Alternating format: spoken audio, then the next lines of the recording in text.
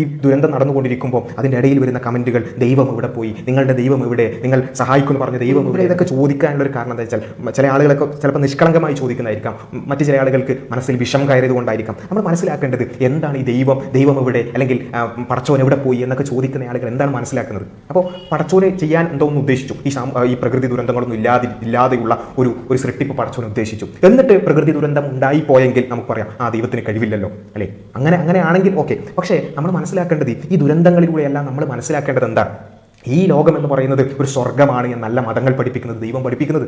ഈ ലോകത്ത് ഒരു പ്രയാസം ഉണ്ടാവില്ല, ഒരു ദുരന്തവും ഉണ്ടാവില്ല, ഒരു തരത്തിലുള്ള പ്രശ്നം ഉണ്ടാവില്ല എന്ന് ദൈവം പറഞ്ഞിട്ട് പ്രശ്നം ഉണ്ടാവുകയാണെങ്കിൽ നമുക്ക് ആ ചോദ്യം ചോദിക്കായിരുന്നു. പക്ഷെ അങ്ങനെയല്ലല്ലോ, ഈ ലോകത്ത് ഇങ്ങനെയുള്ളതെല്ലാം ഉണ്ടാകും എന്നാണ് ദൈവം പറഞ്ഞിട്ടുള്ളത്. മാത്രമല്ല അത്തരത്തിലുള്ള പ്രയാസങ്ങളും ദുരിതങ്ങളും എന്തിനു വേണ്ടിയാണ് എന്നുള്ളത് കൂടി, അതിൻ്റെ യുക്തി കൂടി വേദഗ്രന്ഥങ്ങളിലൂടെയൊക്കെ നമുക്ക് കാണാൻ സാധിക്കും. വിശുദ്ധ ഖുർആനിൽ തന്നെ കാണാൻ സാധിക്കും, ഖുലിഖൽ ഇൻസാനു ളഈഫ, മനുഷ്യനെ നാം ദുർബലനായിക്കൊണ്ടാണ് സൃഷ്ടിച്ചിട്ടുള്ളത്. മനുഷ്യൻ ഒരുപാട് ദുർബലതകളുണ്ട്. നമ്മുടെ കാഴ്ചക്കും കേൾവിക്കും അതുപോലെ തന്നെ കഴിവുകൾക്കും എല്ലാം ഒരുപാട് ദുർബലതകളുണ്ട്, ഒരുപാട് പോരായ്മകളുണ്ട്. അത് നമ്മളെ ബോധ്യപ്പെടുത്താൻ കൂടിയാണ് ഇത്തരത്തിലുള്ള സംഭവങ്ങളിലൂടെ നമുക്ക് ബോധ്യപ്പെടുക കൂടി തന്നെയാണ് ചെയ്യുക. അതുമാത്രമല്ല പടച്ചവന്റെ ഏകനായ സൃഷ്ടാവിന്റെ ആ ഒരു ഔന്നത്യം നമുക്ക് ബോധ്യപ്പെടും. ഇന്ന റബ്ബക ഹുവൽ ഖവിയ്യുൽ അസീസ്, തീർച്ചയായും നിന്റെ രക്ഷിതാവ് തന്നെയാണ് ശക്തനും പ്രതാപവാനും. നമ്മുടെ ഒരു ദൗർബല്യം മനസ്സിലാക്കുക, അതുപോലെ തന്നെ പടച്ചവന്റെ ആ ഔന്നത്യം മനസ്സിലാക്കുക. ഇങ്ങനെയുള്ള പ്രയാസങ്ങളിലൂടെ കടന്നു പോകുമ്പോൾ നാം എത്രത്തോളം ദുർബലരാണെന്നാണ് നമുക്ക് ബോധ്യപ്പെടുന്നത്. നമുക്കറിയാം, നമ്മൾ എപ്പോഴും ടെക്നോളജിയെക്കുറിച്ച് സയൻസിനെ കുറിച്ചൊക്കെ ബോസ്റ്റ് ചെയ്യാറുണ്ട് അല്ലേ. നമുക്ക് എന്തും ചെയ്യാൻ സാധിക്കും, എല്ലാറ്റിനും നമുക്ക് കാണാൻ സാധിക്കും, എന്തും നമുക്ക് തരണം ചെയ്യാൻ സാധിക്കും, അതിനുള്ള ടെക്നോളജി ഉണ്ട് എന്നാണ്. അങ്ങനെ ആ ഒരു മിഥ്യാധാരണയിൽ ഇല്ലാത്ത ഒരു ഔന്നത്യത്തിൽ വിരാജിച്ചിരുന്ന നമ്മുടെ മനസ്സിലെ പടച്ചോൻ കാണിച്ചിരാണ്. ഇങ്ങനെ ഒരു ദുരന്തം വന്നാൽ അതിനെ നേരിടാൻ പറ്റാത്ത രൂപത്തിൽ അത്ര ദുർബലനാണ് മനുഷ്യൻ എന്ന് പറയുന്നത്. ആ മനുഷ്യന്റെ ദൗർബല്യം നമ്മൾ ബോധ്യപ്പെടുത്തി തരിക എന്നുള്ളതാണ് ഇവിടെയൊക്കെ സംഭവിക്കുന്നത്. അപ്പോൾ പക്ഷേ പലപ്പോഴും നമുക്ക് കാണാൻ സാധിക്കുന്നത് വെച്ചാൽ ഇങ്ങനെയുള്ള പ്രയാസങ്ങൾ വരുമ്പോൾ ഇത്രയേ ഉള്ളൂ മനുഷ്യന്റെ കഴിവ് എന്ന് പറയുന്നത് എന്ന് ബോധ്യപ്പെടുന്നതിനപ്പുറത്ത് ആ സമയത്ത് പോലും ദൈവത്തിനെ ചീത്ത പറയാൻ, ദൈവം എവിടെ നിന്ന് പോയി ചോദിക്കാനാണ് മനുഷ്യനെ പലപ്പോഴും പല ആളുകൾക്കും അങ്ങനെയാണ് അവരുടെ മനസ്സ് പാകപ്പെട്ടിട്ടുള്ളത്. ഇപ്പോൾ എനിക്കിത് ഓർമ്മ വരുന്നത് എന്താണെന്ന് ചോദിച്ചാൽ 2018 പ്രളയവുമായി ബന്ധപ്പെട്ടുകൊണ്ട് അതിൻ്റെ തുടക്ക കാലഘട്ടത്തിൽ കേരള സ്റ്റേറ്റ് ഡിസാസ്റ്റർ മാനേജ്മെൻറ്റ് അതോറിറ്റിയുടെ ഒരു പേജിൽ ഞാൻ കണ്ട ഒരു കാര്യം, ഞാൻ അന്ന് തന്നെ ഒരു സ്ക്രീൻഷോട്ട് എടുത്ത് വെച്ചിരുന്നു. ആ പ്രളയം തുടങ്ങുന്ന സമയത്ത് ആ മഴ കൂടി, റെഡ് അലേർട്ടൊക്കെ ഉണ്ടായി. ആ ഒരു തുടങ്ങുന്ന സമയത്ത് ഇങ്ങനെ പ്രളയത്തിനുള്ള സാധ്യതകളും അതുപോലെ തന്നെ ഈ വെള്ളം കൂടുന്നതുമായി ബന്ധപ്പെട്ടുള്ള അത്തരത്തിലുള്ള പോസ്റ്റിൽ ഒരു സുഹൃത്ത്, ഒരു സഹോദരി വളരെ നിഷ്കളങ്കമായി വന്നിട്ട് അവിടെ ഒരു കമൻറ്റ് ഇടുകയാണ്, ഗോഡ് ബി അവർ സ്ട്രെങ്ത്, ദൈവമാണ് നമ്മുടെ സ്ട്രെങ്ത് എന്ന് പറയുന്നത്, കാരണം നമുക്ക് ഇതിനെല്ലാം അതിജീവിക്കാൻ സാധിക്കും എന്ന് പറഞ്ഞുകൊണ്ട് ആ ഒരു സഹോദരി അവിടെ വന്നിട്ടൊരു കമൻ്റ് ഇടുകയാണ്. അപ്പോൾ നമുക്ക് അവിടെ കാണാൻ സാധിച്ച ഒരു കാര്യം എന്താ വെച്ചാൽ, ഇങ്ങനെ അയാളുടെ ദൈവവിശ്വാസം, അത് നമുക്ക് ഇതിനെ തരണം ചെയ്യാൻ പറ്റുമെന്നൊരു ആത്മവിശ്വാസം, ആ ഒരു വിശ്വാസം അവിടെ പ്രകടിപ്പിക്കുമ്പോൾ അതിനോട് പ്രതികരിച്ചിട്ടുള്ള കൂടുതൽ ആളുകളും എന്ന് പറയുന്ന റിയാക്ഷൻ ഇട്ടുകൊണ്ടാണ് അല്ലേ, പരിഹസിക്കുകയാണ്. ദൈവം എന്ന് പറയുമ്പോൾ അങ്ങനെയുള്ള അതൊന്നും ആവശ്യമില്ല. മാത്രമല്ല Kerala state disaster management authority KSDMA അതിനോട് പ്രതികരിച്ചെന്ന് വെച്ചാൽ ദൈവം എന്നല്ല, science experience and planning is the collective strength of our state എന്നാണ്. അപ്പോൾ അവിടെ സയൻസും അതുപോലെ തന്നെ എക്സ്പീരിയൻസും പ്ലാനിങ്ങും ഒക്കെയാണ് നമ്മുടെ സ്ട്രെങ്ത്. അവിടെ ദൈവത്തിനൊരു ആവശ്യമില്ല എന്നുള്ള നിലക്ക് ഔദ്യോഗികമായി അവർ പ്രതികരിക്കുകയും ചെയ്തു. എന്നിട്ട് അതിനോട് കുറേ ലവ് റിയാക്ഷൻസ് ഒക്കെ ഒരുപാട് ആളുകൾ കൊടുത്തു. അതൊക്കെ ഒരുപാട് ആളുകൾ ഷെയർ ചെയ്യുകയൊക്കെ ചെയ്തിട്ടുണ്ട്. നമ്മൾ ആലോചിച്ചൊക്കെ ഒരു പ്രളയത്തിൻ്റെ തുടക്കത്തിലാണ് നമുക്ക് സയൻസ് ഉണ്ട്, അതുപോലെ തന്നെ എക്സ്പീരിയൻസ് ഉണ്ട് എന്നൊക്കെ പറഞ്ഞുകൊണ്ട് നമ്മൾ പ്രതികരിച്ചത്. അപ്പോൾ അവിടെ സ്വാഭാവികമായിട്ടും നമ്മുടെ ഒരു വീക്ക്നെസ് അല്ലെങ്കിൽ നമ്മുടെ ഒരു ദൗർബല്യം നമ്മൾ മനസ്സിലാക്കുക എന്നുള്ളതാണ്. നമ്മൾ എന്തൊക്കെ സംഭവിച്ചാലും നമുക്ക് ഒരു ദൗർബല്യമില്ല, മനുഷ്യൻ എല്ലാം തികഞ്ഞവനാകുന്നു, മനുഷ്യന് യാതൊരു തരത്തിലുള്ള ദൗർബല്യവും ഇല്ല എന്ന ഒരു തരത്തിലുള്ള ഒരു അഹന്ത അതാണ് ഇവിടെയൊക്കെ നമുക്ക് കാണാൻ സാധിക്കുന്നത്. നമുക്ക് ശരിയാണ്, നമുക്ക് മനുഷ്യനാൽ കഴിയുന്ന രൂപത്തിൽ മനുഷ്യരെ രക്ഷപ്പെടുത്താൻ ശ്രമിക്കാം. അതുപോലെ തന്നെ ഇത്തരം ദുരന്തങ്ങളിൽ നിന്നും അതിനെ തടയാൻ, അല്ലെങ്കിൽ അതിനെ ഒരു പരിധിവരെ അതിൻ്റെ ദുരന്തങ്ങളുടെ വ്യാപ്തി തടയാനൊക്കെ നമുക്ക് ഒരുപാടൊക്കെ ശ്രമിക്കണം. യാതൊരു സംശയമില്ല. മനുഷ്യന്മാർ അതിനുവേണ്ടി സയൻസ് ഉപയോഗിക്കണം, ബുദ്ധി ഉപയോഗിക്കണം, പ്ലാനിങ് ചെയ്യണം, യാതൊരു സംശയമില്ല. അതെല്ലാം കൂടുതൽ ചെയ്യുകയാണ് വേണ്ടത്. പക്ഷേ അതുകൊണ്ട് ഞങ്ങളെല്ലാം തികഞ്ഞവരാണ്, ഞങ്ങൾക്ക് ദൈവം അതിൻ്റെ ഒന്നും ആവശ്യമില്ല എന്ന രൂപത്തിൽ ഒരാളൊരു ആശ്വാസം പ്രകടിപ്പിച്ചപ്പോൾ, ദൈവം ഉണ്ടാകും നമ്മുടെ കൂടെ എന്നൊരു ആശ്വാസം പ്രകടിപ്പിച്ചപ്പോൾ അതിനോട് പോലും ഈ രൂപത്തിൽ പ്രതികരിക്കുന്ന ഒരു തരത്തിലുള്ള ഒരു ഇൻ്റലക്ച്വൽ അഹന്ത എന്ന് നമ്മൾ പറയും. അതിനെയൊക്കെയാണ് യഥാർത്ഥത്തിൽ നമ്മൾ മനസ്സിലാക്കേണ്ടതും. ഇത്തരം സന്ദർഭങ്ങളിൽ നമ്മുടെ ഒരു ദൗർബല്യം നമ്മൾ മനസ്സിലാക്കേണ്ടതും. നമ്മൾ എത്ര തന്നെ പോസ്റ്റ് ചെയ്താലും നമുക്ക് ഒരുപാട് ദൗർബല്യങ്ങളുണ്ട്. നമ്മൾ മനുഷ്യന്മാരാണ്, നമ്മൾ വിനയമുണ്ടാവുകയാണ് മനുഷ്യനെ സംബന്ധിച്ചത്. അതാണ് മതത്തിൻ്റെ ഏറ്റവും പ്രധാനപ്പെട്ട ഒരു അധ്യാപനം എന്ന് പറയും. വിനയമുള്ളവരാവുക, താഴ്മയുള്ളവരാവുക. അഹന്ത എന്ന് പറയുന്നത് ഒരിക്കലും നമ്മെ രക്ഷപ്പെടുത്തുകയില്ല എന്ന ഒരു കാര്യം നമ്മൾ മനസ്സിലാക്കണം. അവിടെയാണ് ദൈവവുമായി ബന്ധപ്പെട്ടുകൊണ്ട് ദൈവം പറഞ്ഞത് എന്താണ്, ഇങ്ങനെ ഒരു പ്രയാസം ഉണ്ടാവില്ല എന്നാണോ, അല്ലെങ്കിൽ ഇത്തരത്തിലുള്ള ഒരു ദുരന്തങ്ങളും ഉണ്ടാവില്ല എന്നാണോ? അല്ല.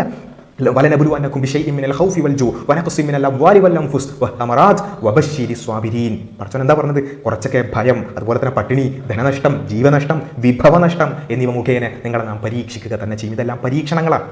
അത്തരം സന്ദർഭങ്ങളിൽ ക്ഷമിക്കുന്നവർക്ക് സന്തോഷ വാർത്ത അറിയിക്കുക. അപ്പോൾ പരീക്ഷണങ്ങൾ ഉണ്ടാകും, പ്രയാസങ്ങൾ ഉണ്ടാകും എന്ന് തന്നെയാണ് പടച്ചവൻ പഠിപ്പിക്കുന്നത്. അപ്പോൾ ആ പരീക്ഷണങ്ങളിൽ അതിനോട് നമ്മൾ എങ്ങനെ പ്രതികരിക്കുന്നു? ഇപ്പോൾ നമ്മൾ കാണിച്ചുകൊണ്ടിരിക്കുന്ന ഒരു വലിയൊരു വിഭാഗം കാണിച്ചുകൊണ്ടിരിക്കുന്ന ഒരു പ്രതികരണമുണ്ട്. അതെന്താ? ഇങ്ങനെയുള്ള പ്രയാസം വരുമ്പോൾ ആ പ്രയാസപ്പെട്ടവരെ സഹായിക്കുക, ആ പ്രയാസങ്ങളിൽ അകപ്പെട്ടാൽ ക്ഷമിക്കുക.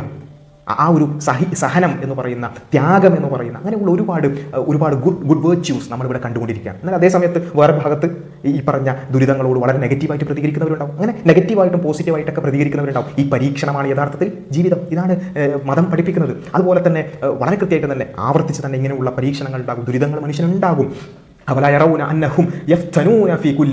അതായത് മറത്തൻ ഔ മറത്തൈൻ, അവർ ഓരോ കൊല്ലവും ഒന്നോ രണ്ടോ തവണ പരീക്ഷിക്കപ്പെട്ടുകൊണ്ടിരിക്കുന്നു. ഓരോ വർഷവും നമ്മൾ ഇങ്ങനെയുള്ള പ്രളയവും അതുപോലെ തന്നെ ദുരിതങ്ങളും ഉരുൾപൊട്ടലുകളും എല്ലാം നമ്മൾ അഭിമുഖീകരിച്ചുകൊണ്ടിരിക്കുന്നു. ഓരോ കൊല്ലവും ഒന്നോ രണ്ടോ തവണ അവർ പരീക്ഷിക്കപ്പെട്ടുകൊണ്ടിരിക്കുന്നു എന്ന് അവർ കാണുന്നില്ലേ?